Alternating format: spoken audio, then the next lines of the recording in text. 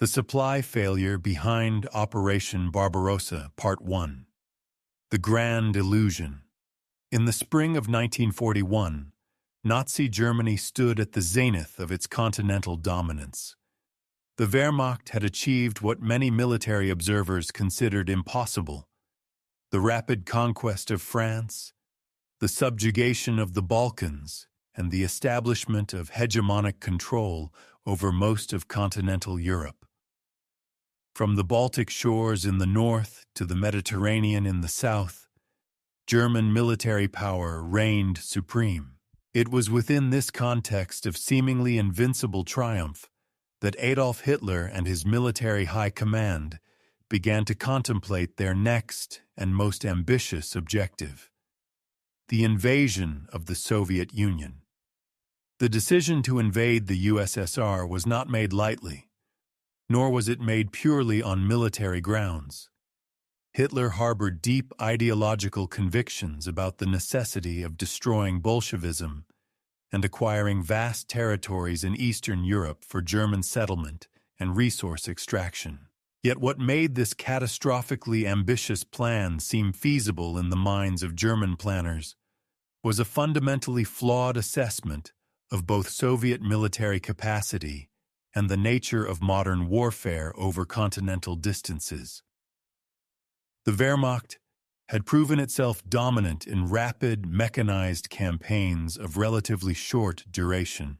Success in Poland in 1939 and in France in 1940 had validated the doctrine of blitzkrieg, lightning war, an operational philosophy that emphasized speed, concentration of force, and the achievement of decisive victory through rapid maneuver before the enemy could marshal effective resistance.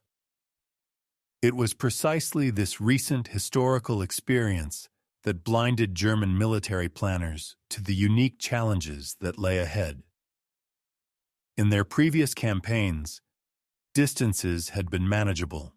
The conquest of France, despite the drama and tactical brilliance involved, had required the Wehrmacht to advance through terrain it had conquered before, over roads that existed, and across distances that could be measured in hundreds of kilometers rather than thousands. Supply lines in the Western campaign, while sometimes strained, had remained within the operational capacity of the German logistics system. Captured French railways and roads provided infrastructure upon which German supply organizations could build. The pace of the advance had been rapid enough that German armies had essentially outrun Soviet-style prepared defenses and created the conditions for operational victory. The invasion of the Soviet Union was to present an entirely different proposition, yet this crucial distinction was largely underappreciated by German strategic planners. The Soviet Union was not France. It was a continental power of unprecedented geographical scale. From the German-Soviet border to Moscow alone was a distance of over 1,000 kilometers. Beyond Moscow lay further vast territories stretching thousands of kilometers to the Pacific Ocean. The infrastructure of the Soviet Union, insofar as it existed, had been developed for an east-west trading and administrative pattern, not for the kind of rapid lateral supply movements that German armies would require. Soviet railways used a gauge different from European standards, a technical reality that seemed minor, but would prove to be one of the many unforeseen complications that would plague German logistics throughout the campaign. Yet in the planning rooms of the German High Command, in the offices where strategy was debated and resources allocated, confidence in rapid victory remained paramount. This confidence was not entirely irrational.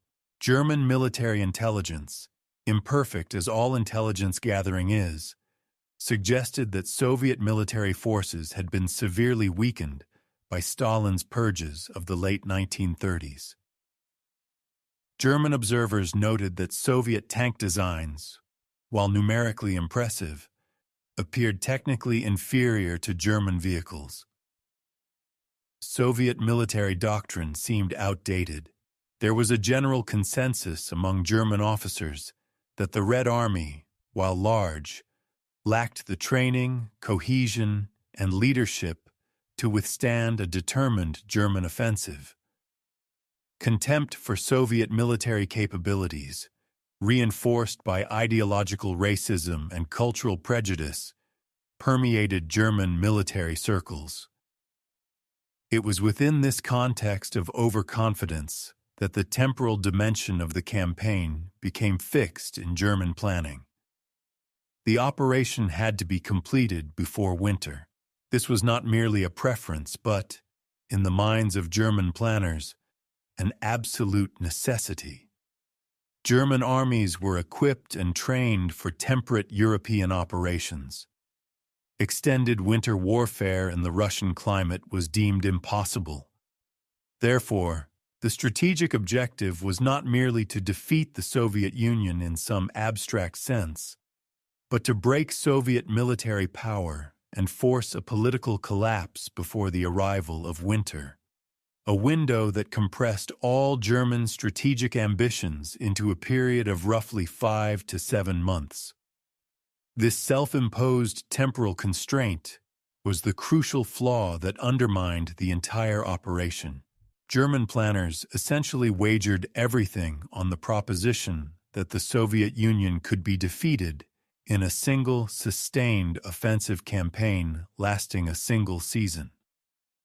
The entire strategic calculus depended on velocity and decisive victory. There was no contingency planning for a protracted war. There was no serious consideration of what would happen if the Red Army, despite doctrinal inferiority and past defeats, continued to fight with determination. There was no robust plan for sustaining an army of over 3 million men across continental distances indefinitely. The logistical infrastructure upon which Operation Barbarossa would depend was inherited from Germany's previous campaigns and adapted, often imperfectly, to the new challenge. The German supply system relied fundamentally on railways for the movement of bulk supplies over long distances. This was the standard practice of the era. Trucking was expensive and inefficient compared to rail transport for moving the enormous quantities of ammunition, fuel, food, and equipment that armies required. Behind the advancing Wehrmacht came specialized military railway units tasked with repairing captured Soviet railways, converting them to the European gauge, and operating them as conduits for supply delivery to the front lines. The Quartermaster's Department of the German Army, the organization responsible for supply and logistics, had calculated consumption rates for various types of supplies. They had estimated the length of supply lines and made projections about capacity. Senior logisticians understood that maintaining an army at the distances anticipated by Barbarossa would be extraordinarily difficult. Some voices within the German military establishment raised concerns. The Army's chief supply officer, General Adolf Strauss, warned that sustaining an army at the distances required by an invasion of the Soviet Union would strain available resources to their absolute limit. His warnings were noted and filed away, but they did not alter the fundamental decision or the strategic timeline. What is crucial to understand is that the supply crisis was not entirely unforeseen. Rather, it was consciously subordinated to what German planners believed was a military and political necessity.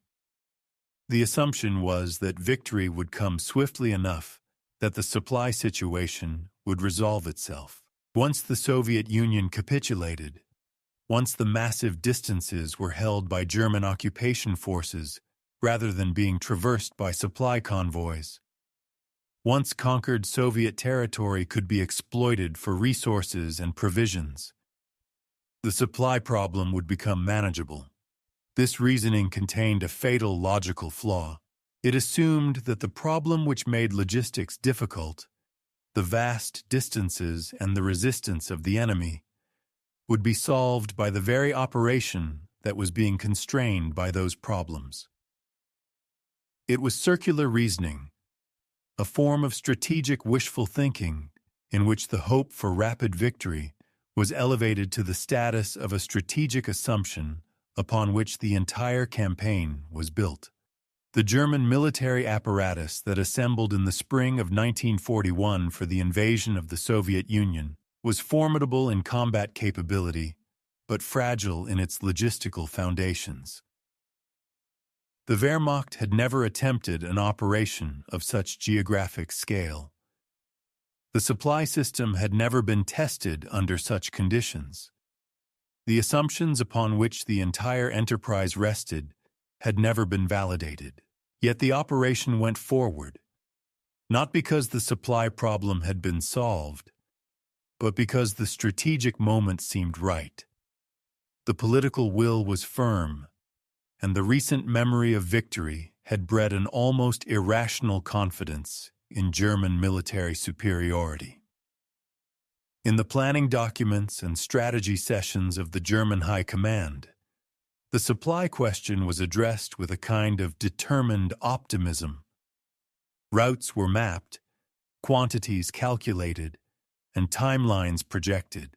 The mathematics looked challenging, but not impossible. The engineering problems, converting Soviet railways, building supply depots, organizing the movement of supplies across vast distances, were severe but not insurmountable. What was consistently underestimated was the interaction between these challenges and the reality of enemy resistance.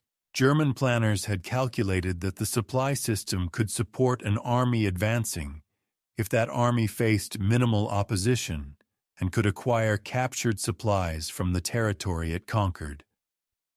But they had not adequately calculated what would happen if the enemy continued to fight effectively.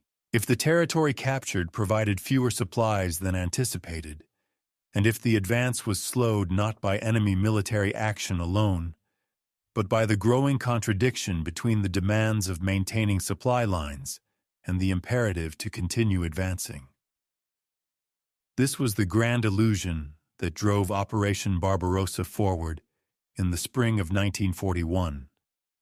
The belief that German military superiority, once unleashed in a massive offensive effort, could overcome not only Soviet military forces, but also the vast distances, the primitive infrastructure, and the harsh environment of Eastern Europe. It was an illusion born of recent successes, sustained by cultural and ideological contempt for the Soviet enemy, and reinforced by the conviction that decisive victory was not merely possible, but inevitable.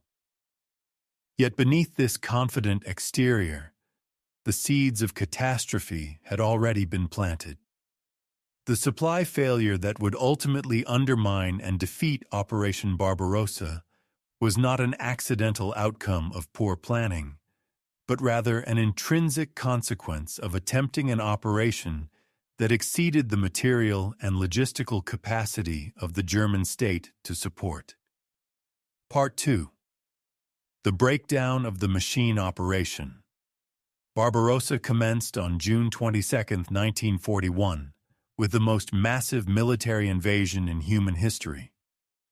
3 million German soldiers, supported by vast quantities of equipment, vehicles, and supplies, crossed the Soviet border along a front that stretched over 1,600 kilometers from north to south.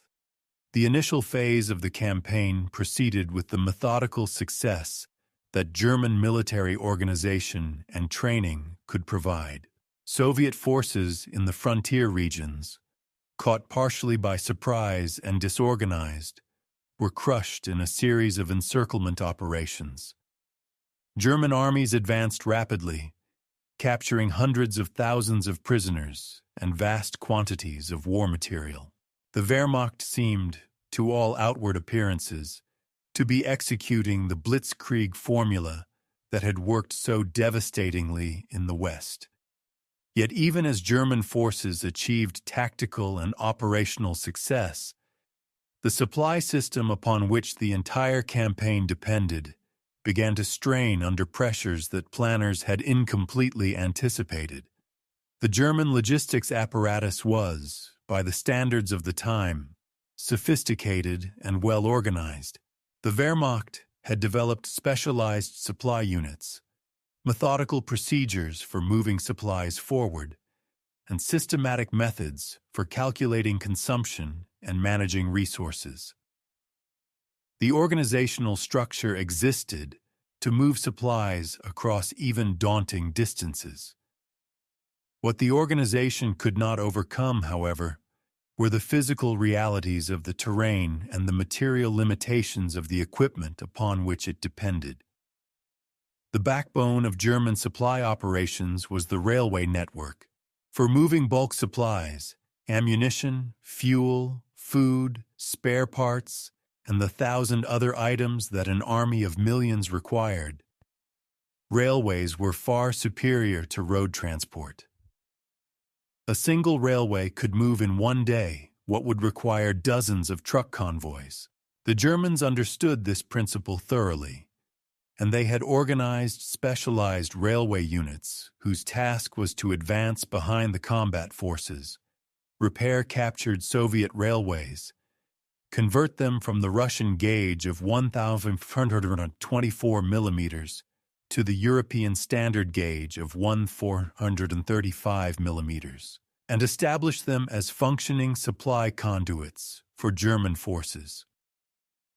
This railway gauge difference, seemingly a minor technical detail, became one of the persistent complications that degraded German supply efficiency. The conversion of thousands of kilometers of Soviet track was an enormous undertaking requiring labor, materials, and time. Soviet railways had been systematically destroyed by retreating Soviet forces. Bridges blown, track torn up, tunnels collapsed. German engineers could repair and convert captured lines, but the process was slow and labor-intensive. In the early stages of the campaign, German armies advanced faster than the conversion of Soviet railways could keep pace. This meant that the most forward units were dependent on truck transport for supplies, with all the inefficiencies that truck logistics entailed. The vehicles upon which German supply operations depended were not purpose-built military trucks in the quantities imagined by modern observers. The German army, despite its fearsome reputation, was not fully motorized. A substantial portion of German supply transport depended on horse-drawn wagons. Hundreds of thousands of horses were brought forward to support the invasion. The mechanized transport that did exist consisted partly of purpose-built military vehicles, but also included captured French trucks and requisitioned civilian vehicles of various nationalities and standards. This heterogeneous collection of transport assets created its own logistical nightmare. Different vehicles required different spare parts, different fuel specifications, and different maintenance procedures. The Russian roads, where they existed at all, were primitive by Western European standards. Outside of a few major routes, the road network consisted of dirt tracks and paths that were adequate for low-volume peacetime traffic, but wholly inadequate for sustaining the movement of millions of soldiers and thousands of vehicles. The rainy season, which came in the autumn, transformed these roads into impassable mud. Contemporary German records describe roads where vehicles sank to their axles, where individual supply trucks required hours to traverse distances that would take minutes on European roads. where convoys became dispersed and lost in the featureless landscape. The sheer volume of supplies that an army of 3 million men required was staggering in its scale. A fully equipped and engaged division of the Wehrmacht required approximately 300 tons of supplies per day. Everything from ammunition to food, to fuel to medical supplies, to replacement parts. With roughly 150 divisions in the initial invasion force, the daily supply requirement exceeded 45,000 tons. This figure did not include supplies for the hundreds of thousands of support troops, the administrative personnel, the rear area units, and the vast infrastructure that sustained the army. The actual daily supply requirement was substantially higher. Estimates by German quartermaster staff calculated requirements in the range of 750,000 tons per week for the entire invasion force. Moving 750,000 tons of supplies per week across the primitive infrastructure of Russia, with supply lines that grew longer by dozens of kilometers with each passing day of advance, was a task that exceeded the capacity of the German logistics system. Railway capacity could not expand fast enough. Truck transport was insufficient in quantity and degrading in efficiency. The distance from the German border to the front lines grew inexorably as armies advanced deeper into Soviet territory. A supply truck that could make multiple runs per week along the roads of France, traveling perhaps 150 kilometers to the front and back, now found itself traveling 800 kilometers or more, consuming fuel itself in quantities that reduced the cargo it could deliver to the front lines. The problem was compounded by the absolute necessity of military supply priorities. Ammunition and fuel were the lifeblood of combat operations. These items consumed enormous transport capacity, but were absolutely essential for sustained offensive operations. Food for the troops, while necessary, was given lower priority. Medical supplies, vehicle maintenance parts, spare artillery pieces, and the countless other items that sustained military operations all competed for limited transport capacity. Every truck that carried ammunition was not carrying fuel. Every railway wagon that transported fuel was not transporting food or spare parts. The competition for limited supply capacity meant that some critical items would be inadequately supplied, even if the system operated at theoretical maximum efficiency. Yet theoretical maximum efficiency proved impossible to achieve in practice. Supply depots, positioned at intervals along the supply routes, became bottlenecks where supplies accumulated but could not be moved forward fast enough, or where supplies destined for forward units became delayed, while supplies for rear areas were processed. Coordination between different supply services, the Army Supply Organization, the Air Force Supply Organization, the Special Services for ammunition or fuel, was imperfect, leading to duplications and gaps. Communication between forward combat units and rear supply establishments was slow and unreliable. Frontline commanders requesting specific supplies often discovered that their requests took days to process, and by the time supplies were sent, the tactical situation had changed, and those supplies were no longer needed at that location. The vehicles themselves, designed and manufactured for European climates and shorter operational distances, began to deteriorate under the demands of constant operation in a harsh environment. German trucks, while reliable under normal conditions, were not engineered for the extremes they encountered in Russia. Maintenance became increasingly difficult. Spare parts, manufactured in Germany and shipped across the continent, to the supply network, arrived in quantities that never quite matched the rate at which vehicles broke down. Worn-out vehicles had to be cannibalized to provide parts for other vehicles. The effective strength of the transport fleet declined steadily, even as the absolute number of vehicles might have remained relatively constant. Fuel became an increasingly acute problem as the summer of 1941 progressed. The Wehrmacht required enormous quantities of fuel to sustain mechanized operations. Trucks consumed fuel in vast quantities. Tanks, the cutting edge of German mobile warfare, were voracious fuel consumers. Aircraft required high-octane aviation fuel, a particularly scarce commodity.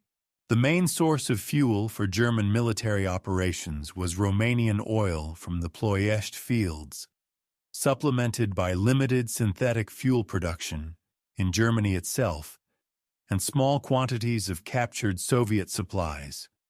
The transportation of fuel across the vast distances to supply depots and then to forward units was itself a fuel-intensive operation.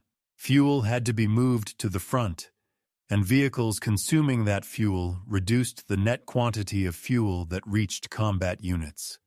By late summer 1941, experienced supply officers and logistics planners within the German military were acutely aware that the supply situation was becoming critical.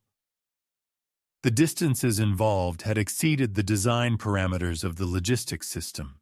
The consumption rates of supplies at the front were not decreasing despite the vast encirclements and apparently overwhelming tactical successes. Soviet forces continued to resist and inflict casualties that required constant replacement of manpower and equipment. The illusion that captured Soviet territory would provide supplies to sustain the invasion proved false. Soviet agricultural areas were devastated by warfare. Soviet industrial facilities were either destroyed or relocated. The surplus of supplies that German planners had hoped to extract from conquered territory did not materialize. Quartermaster officers submitted reports to the German High Command detailing the supply crisis and recommending operational pauses to allow supply lines to catch up with advancing combat forces. These recommendations were consistently overruled. Hitler, impatient for decisive victory and obsessed with the approaching winter deadline, insisted that the offensive continue. The Wehrmacht was to advance relentlessly, to encircle and destroy Soviet armies, to capture Moscow before the winter months made continued operations impossible. Supply problems were to be solved by the momentum of victory, not by allowing the logistics system time to function properly. This disconnect between the logistical reality and the strategic imperatives that drove the campaign created an escalating crisis. Armies advancing beyond their effective supply range were sustained by consuming captured supplies and requisitions from the land, an unsustainable practice that impoverished the territories and created a parasitic relationship between the occupying army and the occupied population. Tank units reported fuel shortages that forced reductions in operational tempo. Artillery units reported ammunition shortages that constrained their ability to provide fire support. Infantry units reported food rations below minimum nutritional requirements. The breakdown of the German supply machine was not catastrophic and sudden, but rather a gradual, progressive deterioration that became more severe with each passing week of campaigning. By autumn 1941, the Wehrmacht had advanced over 1,000 kilometers from its starting positions. Armies that had anticipated reaching Moscow and achieving decisive victory were beginning to encounter the material reality of their logistical impossibility. The supply machine, strained to its limits and beyond, was breaking down. The consequences of this breakdown would become increasingly apparent as winter approached, and the true severity of the supply crisis would become undeniable. Part 3. The exhaustion of resources. By the autumn of 1941, the supply crisis that had emerged gradually during the summer months transformed into an acute and manifestly visible catastrophe. The Wehrmacht, which had begun the campaign with approximately 3.3 million men organized into some 150 divisions, was deteriorating not from a single dramatic battlefield defeat, but from the relentless pressure of insufficient supplies. The problem was no longer theoretical or confined to the private communications of logistical officers. It was becoming tangible in the daily experience of soldiers at the front and in the desperate calculations of commanders attempting to sustain offensive operations despite the material constraints they faced. The most immediate and visible manifestation of the supply crisis was ammunition shortage. Artillery, the dominant weapon of World War II warfare, consumed ammunition at prodigious rates. A single division of German artillery, firing in sustained support of ground operations, could expend hundreds of tons of ammunition in a single day. At the peak of offensive operations, with multiple divisions engaging in combat simultaneously, the daily ammunition consumption of the Wehrmacht exceeded anything the supply system could reliably deliver. Artillery commanders found themselves rationing ammunition, restricting the volume of fire they could provide to infantry units, and in some cases, reporting periods in which they lacked sufficient ammunition for more than a few days of combat operations. This ammunition shortage had cascading tactical consequences. Infantry units, stripped of the supporting firepower that artillery provided, faced Russian defensive positions with reduced capacity to suppress enemy fire or breach fortifications. Tank units, themselves increasingly threatened by Soviet anti-tank weapons, could not rely on sustained artillery support to eliminate these threats. The tactical effectiveness of the Wehrmacht, which had depended significantly on the ability to concentrate firepower and achieve local superiority through superior coordination and firepower density, was degraded. Officers in the field reported that they could not conduct sustained offensive operations, that their tactical options were constrained by ammunition limitations, and that offensive momentum was being lost not to enemy military superiority, but to the inability to sustain operations due to insufficient supplies. Fuel shortages created equally severe constraints on German military operations. Motorized units, the spearhead of German blitzkrieg tactics, required enormous quantities of fuel. Panzer divisions, consisting of tanks, armored personnel carriers, trucks, and supporting vehicles, were utterly dependent on reliable fuel supplies. As fuel became increasingly difficult to deliver to forward units, tank commanders faced impossible choices. They could restrict movement, limiting offensive operations to conserve fuel. They could operate at reduced strength, leaving vehicles immobilized because fuel was insufficient to operate the entire division. They could attempt to capture Soviet fuel dumps and requisition fuel from conquered territory, a practice that was unreliable and often unsuccessful. The German Air Force, the Luftwaffe, faced similar constraints. Aircraft require high-octane aviation fuel, a particularly scarce commodity in the German supply system. As fuel deliveries became unreliable, the Luftwaffe was unable to sustain continuous air operations. Fighter cover for ground operations became sporadic. Air transport operations, which might have supplemented inadequate ground supply lines, could not be sustained. Reconnaissance missions were curtailed.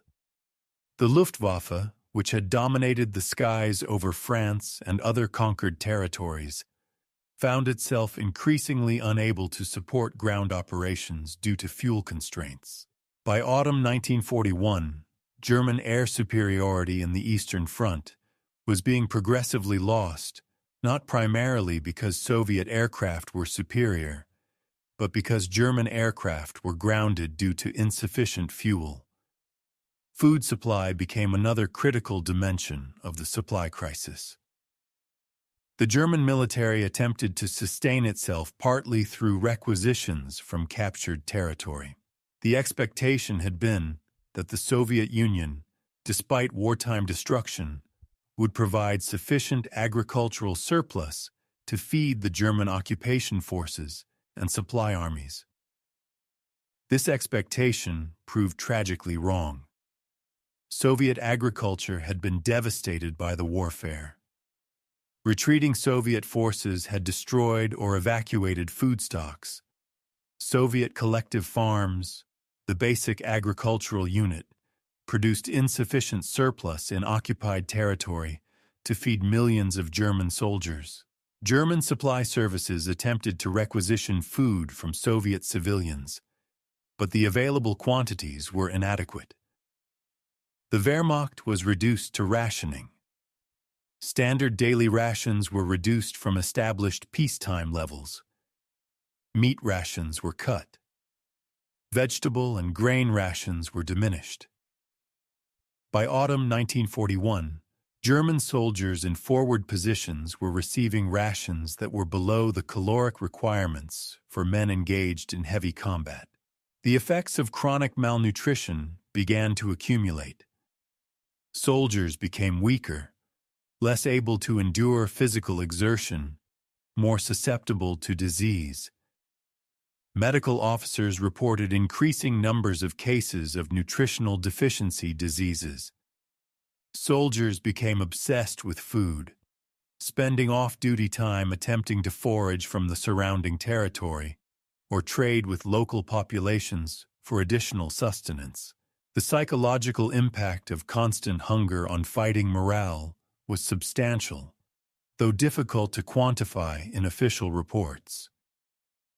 The economic and industrial dimensions of the supply crisis reflected deeper structural problems in the German war economy. Germany was not a wealthy nation with unlimited industrial capacity. The nation's economy had been mobilized for war, but mobilized at a level that assumed a relatively quick victory in a single theater of operations. The Western campaign against France had consumed vast quantities of ammunition, fuel, vehicles, and equipment. Much of this material had not been replaced.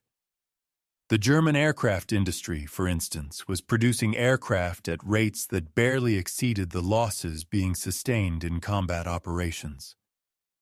Tank production was constrained by limited access to strategic metals and by industrial capacity limitations. The Wehrmacht was consuming equipment faster than German industry could manufacture replacements. The invasion of the Soviet Union created a second major theater of operations, demanding additional supplies and equipment for millions of men. Yet German industrial production could not be expanded rapidly enough to support this enlarged scale of military operations.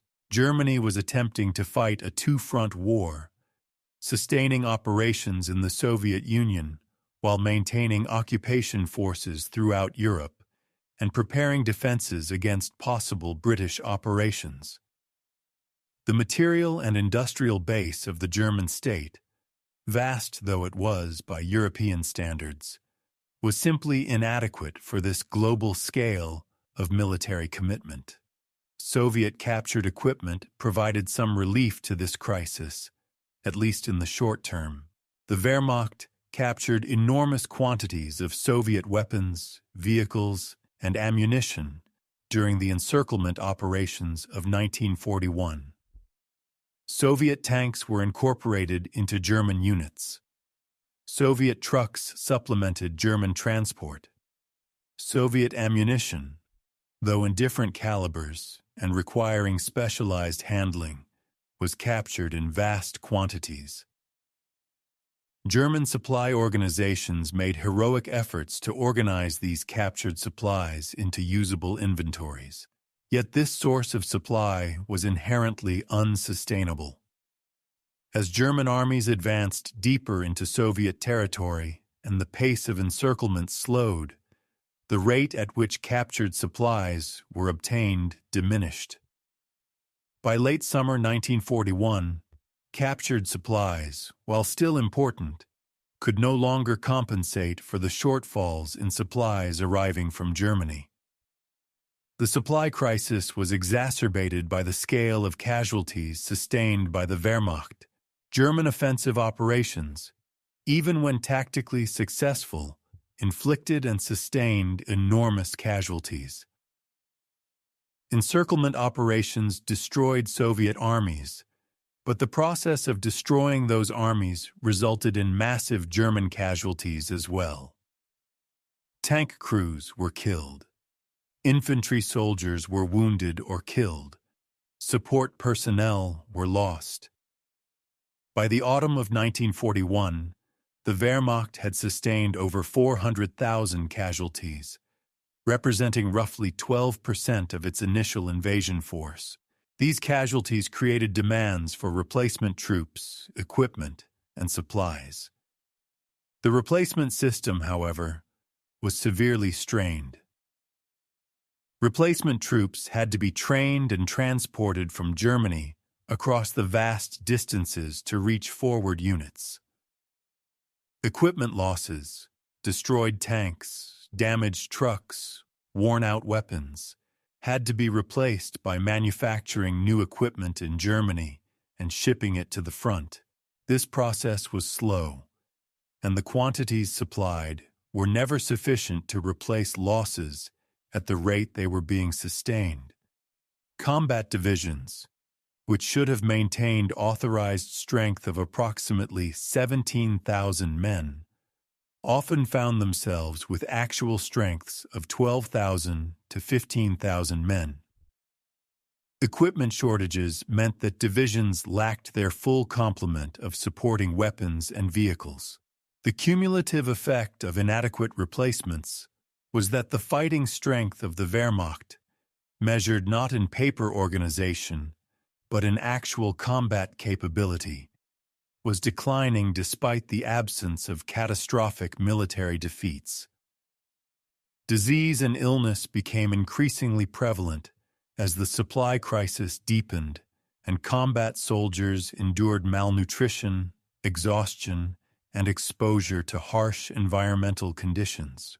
Typhus, spread by lice in the unsanitary conditions of the front lines, became endemic. Dysentery and other gastrointestinal diseases spread through units. Respiratory infections, pneumonia, and other lung diseases appeared with increasing frequency as soldiers endured exposure to cold and damp conditions without adequate shelter.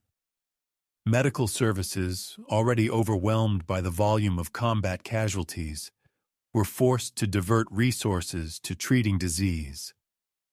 Hospital capacity was exceeded. Soldiers with serious illnesses were sometimes returned to combat units because there was no capacity to evacuate and treat them. The human organism, pushed beyond its limits by combat, insufficient food, and exposure, began to fail in increasing numbers. The morale effects of the supply crisis, while difficult to measure precisely, were substantial. Soldiers understood, through their daily experience, that they lacked adequate ammunition, adequate fuel, adequate food, and adequate equipment. Officers recognized that strategic objectives were becoming impossible to achieve due to material constraints rather than enemy military superiority.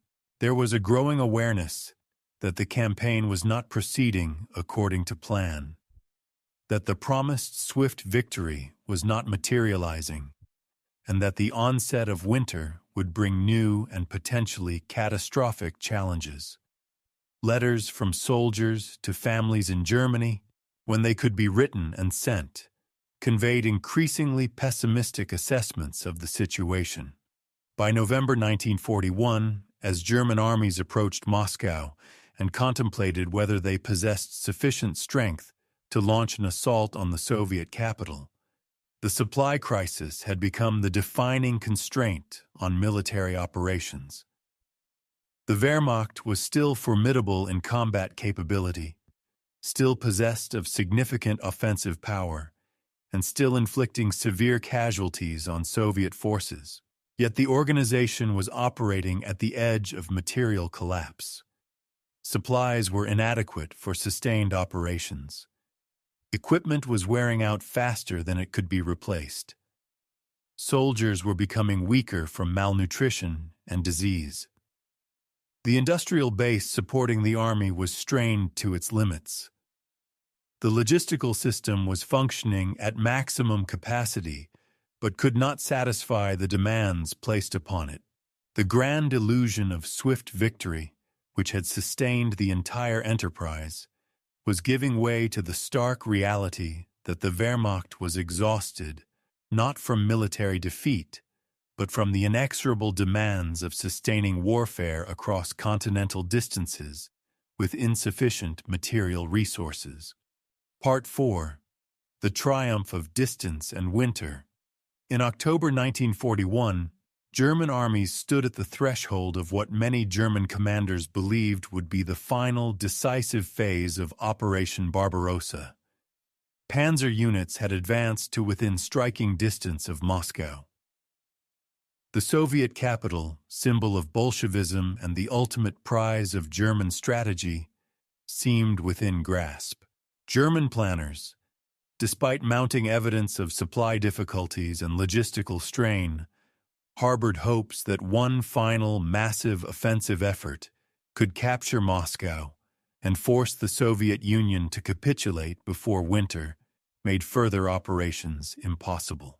Orders were issued for the launch of Operation Typhoon, a massive assault designed to break through Soviet defenses and seize the Soviet capital. Yet even as German armies prepared for this decisive assault, the practical realities of supply and logistics were making the operation increasingly questionable. The supply system, already strained to its breaking point, was facing new and intensifying pressures. The distances from German manufacturing centers to the front lines had reached extraordinary lengths. A truck that departed from a German factory might travel 2,000 kilometers or more before reaching a forward supply depot, consuming fuel and time in a journey that reduced the cargo it could deliver. Supplies that were manufactured in quantities that seemed adequate by German industrial standards proved utterly inadequate when distributed across such vast distances and divided among the millions of soldiers requiring sustenance. The assault on Moscow, launched in early October 1941, achieved initial tactical success. German armies pushed through Soviet defenses, inflicted massive casualties on Soviet forces, and captured territory. Yet the offensive could not achieve the breakthrough that would lead to the collapse of Soviet military resistance. Soviet forces, though severely damaged, continued to fight. Soviet reserves, constantly being mobilized and deployed to critical sectors, prevented German armies from achieving the decisive encirclement that would destroy the Red Army as a coherent fighting force. The offensive, which had been intended to culminate in the capture of Moscow and Soviet capitulation, instead became a grinding war of attrition in which German forces advanced slowly against increasingly desperate Soviet resistance. By November 1941, as temperatures began to drop and the first winter weather arrived, the fundamental miscalculation upon which Operation Barbarossa had been premised became catastrophically apparent. The Wehrmacht had not defeated the Soviet Union in a swift campaign. Soviet military forces, while severely damaged, remained capable of organized resistance. The political collapse that German planners had expected had not occurred. The Soviet leadership, despite the military defeats and territorial losses, maintained control of the remaining territories and continued to mobilize resources for war. The window of opportunity that German strategy depended upon, the narrow months before winter made continued operations impossible, was closing without Germany having achieved decisive victory. Winter arrived with brutal severity. Temperatures plunged from merely cold to genuinely extreme, reaching lows of -20, -30 degrees Celsius, and occasionally going far lower.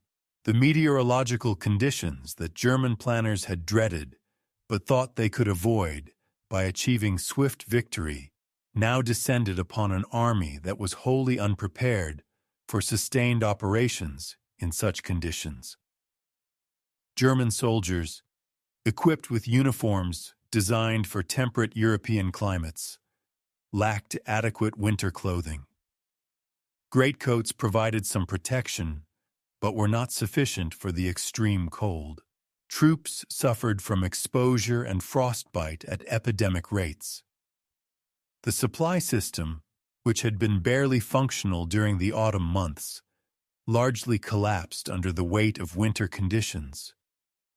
Roads that had been difficult to traverse in autumn became nearly impassable as freezing and thawing cycles turned them into treacherous obstacles.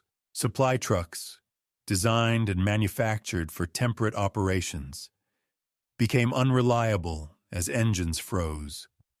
Lubricants solidified, and metal became brittle in the extreme cold.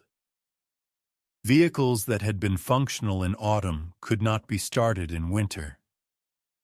Fuel, even when present in adequate quantities, froze or became viscous and difficult to pump.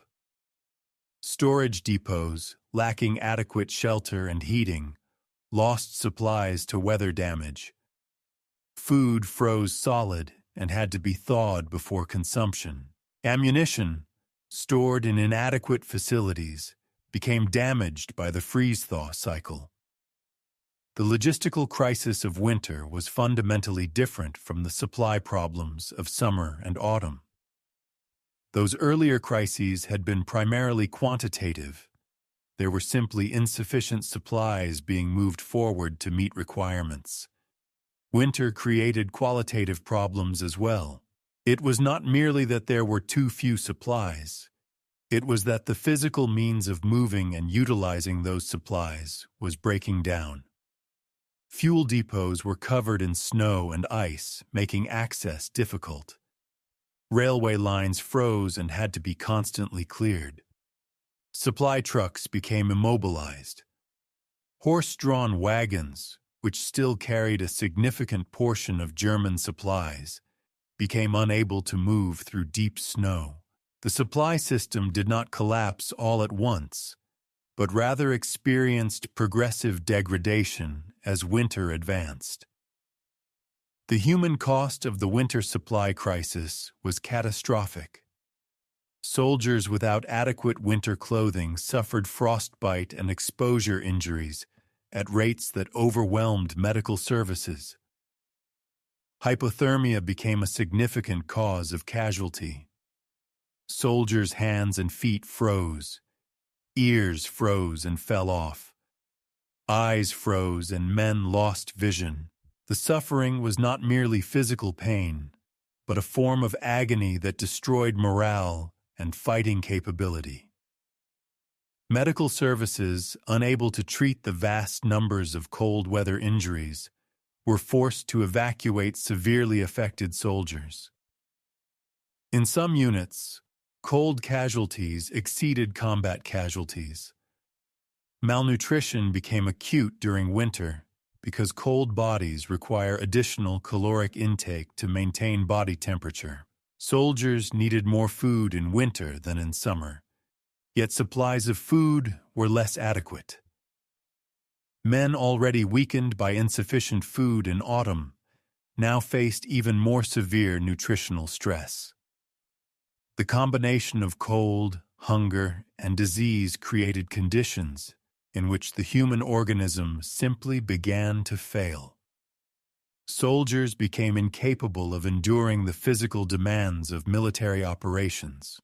The rate at which soldiers became unfit for duty due to disease, cold injury, and malnutrition accelerated dramatically. The strategic implications of the winter supply crisis became apparent in November and December 1941 as German commanders recognized that continued offensive operations were becoming impossible. The assault on Moscow had not achieved its objective. Soviet forces had stabilized their defensive lines and were beginning to mount counteroffensives against German positions that had become attenuated and exhausted. German commanders, facing the reality that their armies could no longer advance, petitioned for permission to withdraw to more defensible positions and establish winter positions where supply lines would be shorter and more manageable. Hitler, unwilling to accept the failure of his grand strategic vision, ordered that German forces hold their current positions despite the impossibility of sustaining them through a full winter. This order to hold impossible positions, despite supply and logistical impossibility, created an unprecedented crisis. German armies were stretched along a front that extended thousands of kilometers, with supply lines that could not adequately support them, in climate conditions that made supply movement extraordinarily difficult. Division commanders reported that they lacked sufficient ammunition, fuel, food, and winter equipment. Yet they were ordered to maintain their positions against Soviet counteroffensives that were being launched with increasing intensity. The result was a form of combat in which German forces, superior in tactical skill and unit cohesion, were gradually worn down by the interaction of Soviet military pressure and German logistical exhaustion. The winter of 1941-1942 witnessed the first major German military failure of the war. German armies, which had never experienced sustained retreat, were forced backward from the Moscow front. The retreat was not the catastrophic collapse of an army in disintegration, but rather a controlled withdrawal executed by intact military units. Yet it represented the end of German offensive capability in the East.